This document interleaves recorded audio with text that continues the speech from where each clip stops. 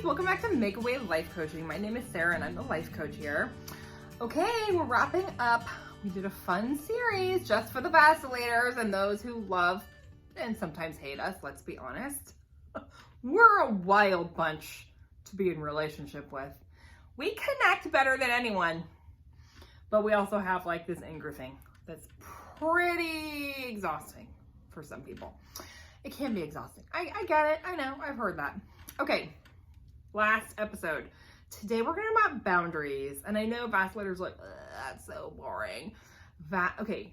I promise you that boundaries are what you need to have the life you want. Did you hear me? So Vacillators usually, 99% of the time, don't have good boundaries. In fact, if you were like me 10 years ago, I didn't even know what a boundary was. My counselor had to spend a lot of time trying to like explain that concept to me before like my neurons had any idea what she was talking about. Because I didn't have that groove in my brain. I'd never seen a boundary or experienced a boundary. And actually when I did, like from a stranger, I didn't even know what it was. So that's not helpful. But now I think I'm like the boundary queen. I know them really well and I love them because they keep me safe and happy. And that is really important. So I want to talk about boundaries, yours and other people's. But I'm going to start with other people's. So maybe you're a vacillator and you don't have any boundaries. We'll get to that in a minute. Either way, other people do have boundaries. So if you, I'm the first person who like clued you into that. I get it. I've been there. But man, it's really important to honor to set our own boundaries and to honor other people's boundaries. And I just want to like warn you, a big thing that comes up with Vacilators, when other people set boundaries with us, we tend to want to like, let's say this is the boundary, it's like a fence, an invisible fence. We don't want to like test that boundary. My husband calls it bulldozing the boundaries. When I have my bulldozer out, and I might like move the boundary. But alas, I like to think I don't do that very much anymore because I've done so much work on myself. And the Lord has truly transformed me. And that's for real. And thank you, because I prayed about it a lot. So I'm so grateful for the changes in myself. But I will say I'm probably somebody who still kind of like tests people's boundaries just because I'm not afraid of conflict. So why not? Something to do, I guess. But here's the deal. I have observed with myself, and I am being vulnerable here. I learned that in therapy and from the Lord too. I have noticed that my abandonment issues, which if you're a vacillator, that's your deal. That's what makes you a vacillator. I notice them come up in two ways. Number one, they come up a lot with my husband, who I love with all of my heart. And if I could monopolize every minute of every day of his life, I would. I'm like, oh my gosh, it's gonna be so great when we retire and we spend every minute of the day together. And he's like, oh, like he's an avoider. That is his version of hell. Also, when I was a stay-at-home mom before I was a life coach, I want you to know that I was like constantly trying to get myself hired as my husband's assistant. I was like, I'm gonna come work for you because I'm super organized and I'll help you. And he was like, hard pass, sister. I used to hurt my feelings, but now I get it. Like, good to have boundaries with Vacilators. He didn't want to spend every second of his life with me for some reason. I'm the life of the party, dude. I don't know. I think it'd be fun. But anyway, he's an avoider. He needs space. So good job, husband, holding your boundary with me all of these years. But okay, I notice I get triggered by abandonment a lot with him trying to have space. And then secondly, I get triggered a lot by when anyone has a boundary with me. So if, gosh, am I not gonna be able to think of an example? I might not, I'm sorry. I have hostage homeschool brain and I can't think about examples anymore.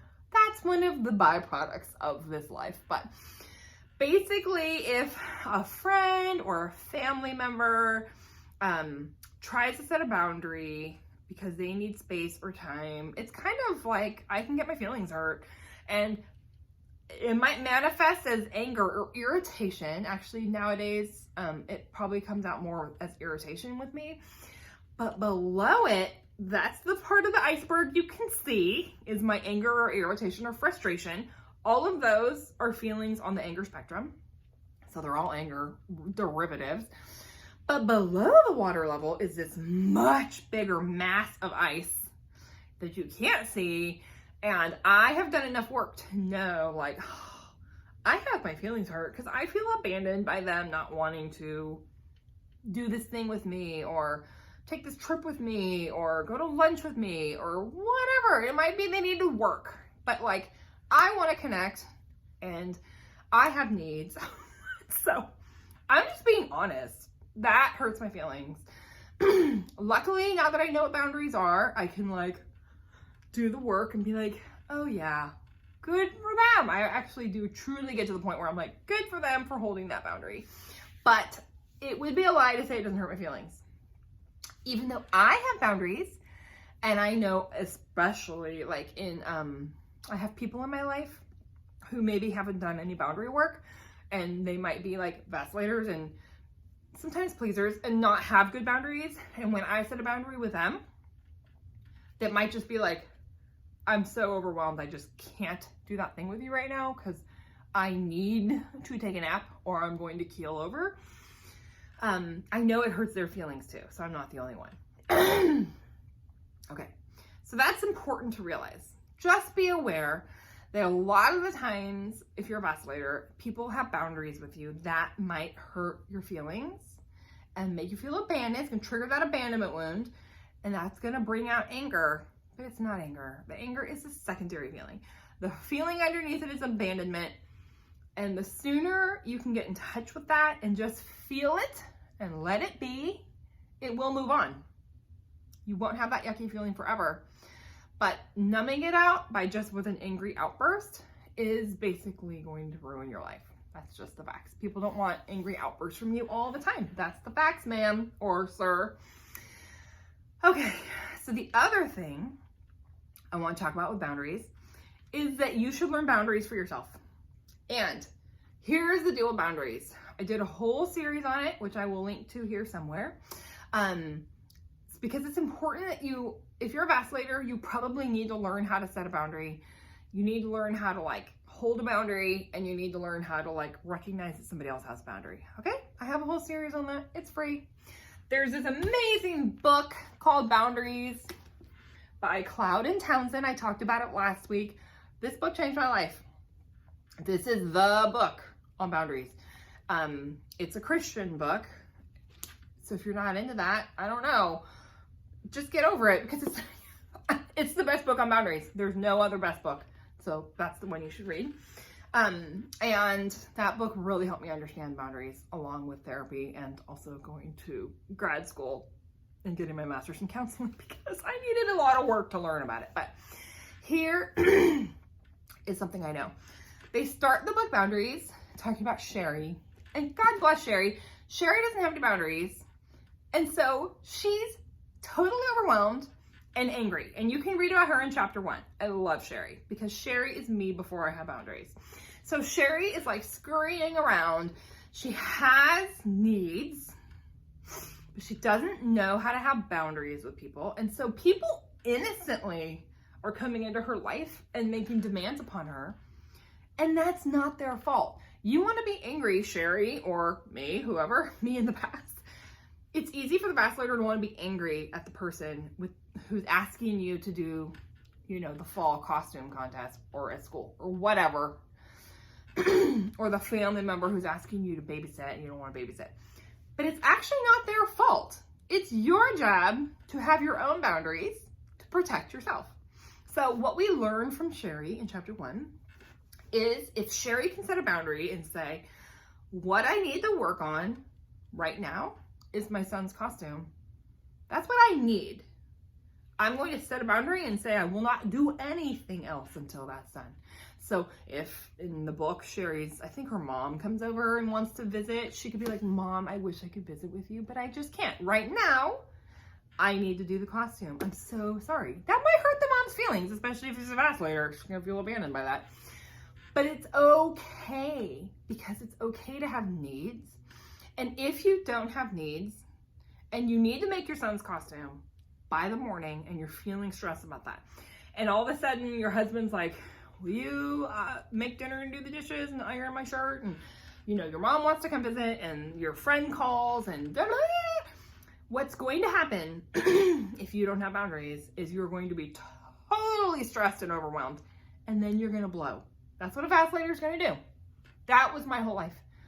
Like, I used to be a teacher and I had no boundaries. And so the kids were like making all these demands on me and the administration and the other teachers, because I was like the kind of person you could do that to, because I would just work myself into the ground. Then I learned about boundaries, and now I'm almost never angry about that stuff because I can say no. In fact, actually, I love to say no. I think vacillators are really good. Once we learn boundaries, we're really good at being like, nope, can't do that. Most of the time, I don't even apologize. Sometimes I'm in the mood to be like, I'm sorry. I wish I could, but I can't. Sometimes I'm like, nope. So, whatever. Speak your truth. That is the power of boundaries. So there's two things vacillators need to know about their own boundaries. Number one, if you don't set boundaries, you're going to get stressed, overwhelmed, and eventually angry. Number two, if somebody is trying to test your boundary, they're coming up against it. Like, for instance, 2-year-olds do this a lot. But it's appropriate for a 2-year-old, not appropriate for a 40-year-old. But when somebody's trying to cross your boundary, it's going to make you angry, but that's actually righteous anger. Anger is meant for setting and holding boundaries to keep yourself safe. So it's okay. And just be aware of that. Be like, I'm feeling angry with this person right now. What is that about? Oh, I know. I said no, but they keep, asking me about it or following up to try to push me around or whatever. That's a perfectly legitimate reason to be angry with somebody, but you don't have to be angry. All you have to do is hold your boundary. And if you don't think you can do that, go to that series. I'm going to link it. Go to my boundary series. You will learn how to set a boundary, hold a boundary, because guess what? Most humans are going to push a little bit on your boundaries, and that's okay. They have that right. Your job is to hold it so you can live an angry-free life, at least that kind of anger. Okay, that has been on my mind as things vacillators need to know. I would love to know if anything came up that you would like to know more about. I could do another episode or a series about it. I love hearing from you guys. So just let me know if there's something that you're just dying to know more about, because I would love to do some videos on that for you.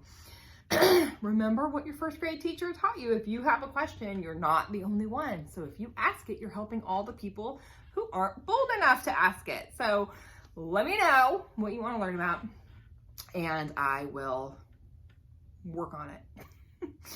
Thank you so much for joining us. Go to my website, makeawaylifecoaching.com, and subscribe to our newsletters. And hey, while you're here, can you go down to YouTube and just subscribe to my YouTube channel? That way you never miss a video. And you can like this video if you like it. It's so cool when I can figure out what people actually like. That's helpful.